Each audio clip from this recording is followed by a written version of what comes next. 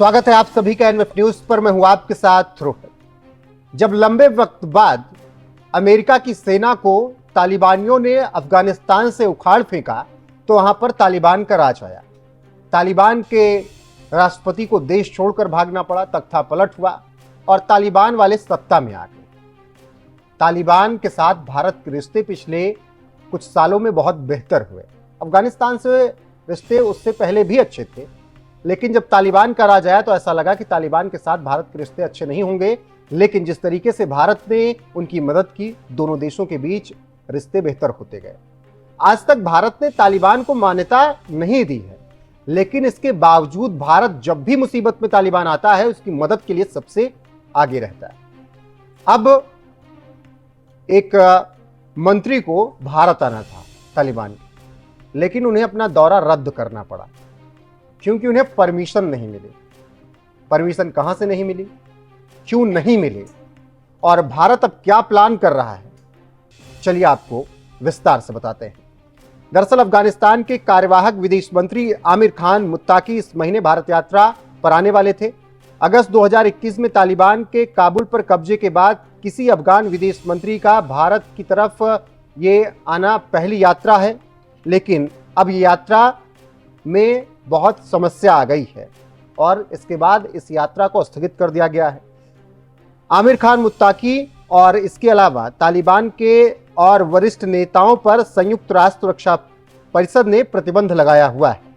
भारत संयुक्त राष्ट्र के प्रतिबंधों को खासा तवज्जो देता है, इस कारण तालिबान विदेश मंत्री भारत नहीं आ पा रहे हैं। यात्रा अशरफ गनी के नेतृत्व वाली पिछली अफगान सरकार के हटने के बाद किसी वरिष्ठ तालिबानी नेता का पहला भारत दौरा था, लेकिन अब वो दौरा भी पूरा नहीं हो पाएगा क्योंकि जो संयुक्त राष्ट्र के प्रतिबंध लगे हैं उसके अनुसार मुत्ताकी नहीं आ सकते हैं भारत, या किसी भी देश में वो दौरा नहीं कर सकते हैं। तो संयुक्त राष्ट्र से इजाजत नहीं मिली, इसीलिए मुत्ताकी को अपना दौरा रद्द करना पड़ा। 1988 की प्रतिबंध समिति को तालिबान के लोगों और संस्थाओं की देखरेख का काम सौंपा गया था।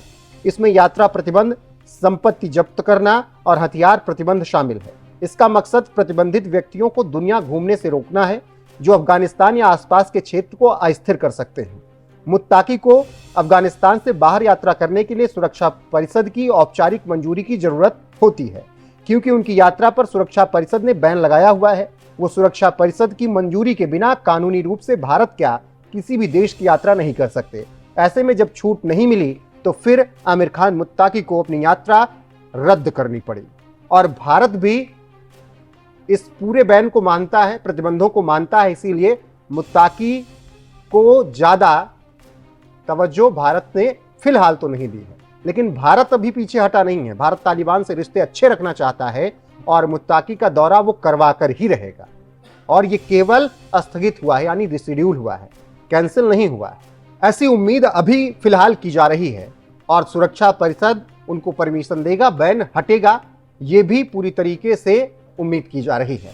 मुत्ताकी भारत कैसे आएंगी ये समझिए। भारत तालिबान के साथ संपर्क बनाए हुए है। भारत ने मुत्ताकी की मेजबानी करने का विचार फिलहाल नहीं छोड़ा है।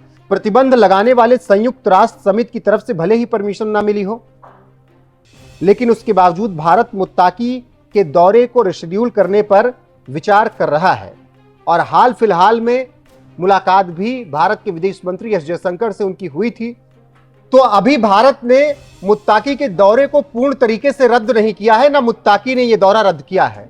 भारत उनके दौरे को रिशेड्यूल करेगा और उम्मीद यही की जा रही है कि संयुक्त राष्ट्र परिषद से उन्हें परमिशन मिलेगी, तब वो भारत आएंगे। वैसे ये पहली बार नहीं है जब आमिर खान मुत्ताकी का कोई विदेशी दौरा रद्द हुआ है और ऐसा नहीं है कि केवल भारत आने से उन्हें रोका गया है। इससे पहले वो पाकिस्तान जाने का प्लान कर रहे थे, लेकिन पाकिस्तान जाने की भी परमिशन उन्हें नहीं मिली और उस दौरान पाकिस्तान का भी दौरा उन्हें रद्द करना पड़ा था।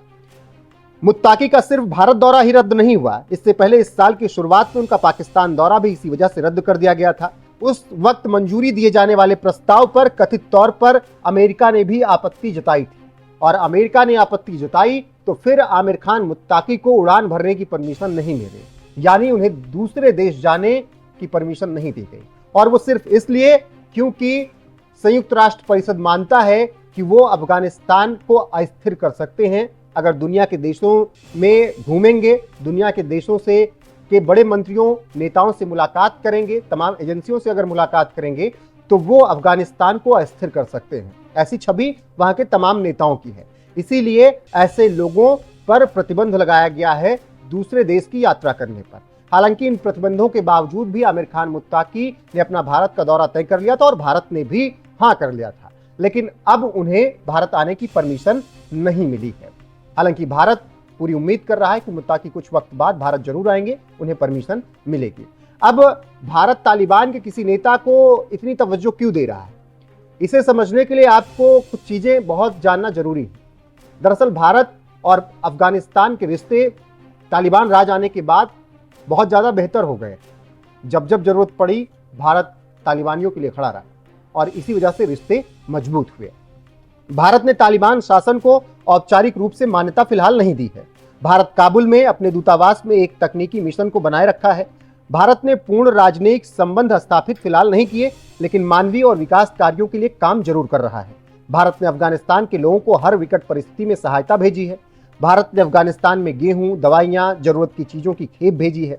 तालिबान के सत्ता में आने से पहले भारत ने अफगानिस्तान में करीब $3 अरब का निवेश किया था। इन परियोजनाओं का रुका हुआ काम भारत फिर से शुरू करना चाहता है। तो तालिबान के सत्ता में आने से पहले भारत ने अफगानिस्तान में जो निवेश किया था, जो परियोजनाएं भारत वहां शुरू करने जा रहा था, उन परियोजनाओं को भारत अब फिर से वहां पर स्टार्ट करना चाहता है, क्योंकि तालिबान राज आने के बाद सारी परियोजनाएं ठप पड़ गई थी। और तालिबान का शासन भी चाहता है कि भारत अपनी परियोजनाओं को शुरू करे ताकि अफगानिस्तान का विकास हो सके। और अगर दोनों देशों के बीच ये व्यापारिक संबंध, परियोजनाओं वाले संबंध बन गए तो हो सकता है कि तालिबान को भारत आने वाले वक्त में जल्दी मान्यता दे दे। भारत सहायता तो करता है तालिबान की अफगानिस्तान की, लेकिन उन्हें अभी भारत ने मान्यता नहीं दी है। यानी तालिबानियों का अफगानिस्तान का दूतावास भारत में नहीं। भारत नजर बनाए हुए मॉनिटर करता रहता है।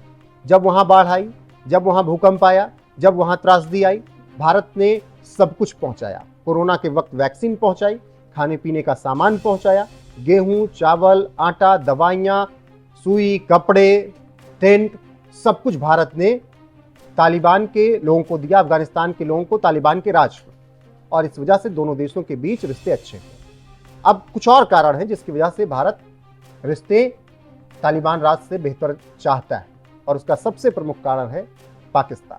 पाकिस्तान चीन के करीब है और पाकिस्तान चीन के इशारे पर कुछ ऐसा करता है जो दुनिया देखती है भारत के खिलाफ। और ऐसे में भारत अफगानिस्तान में अपनी पकड़ मजबूत करके एक तरफ से पाकिस्तान को दबाए रखना चाहता है।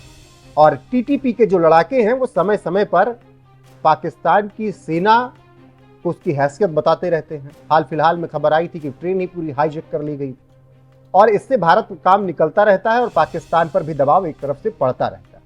तो इसीलिए इस कारण की वजह से भारत तालिबान से अपने रिश्ते अच्छे रखना चाहता है। बाकी अब देखना होगा कि अफगानिस्तान के कार्यवाहक विदेश मंत्री आमिर खान मुत्ताकी कब भारत का दौरा कर पाते हैं, कब संयुक्त राष्ट्र परिषद की तरफ से उन्हें परमिशन मिलती है।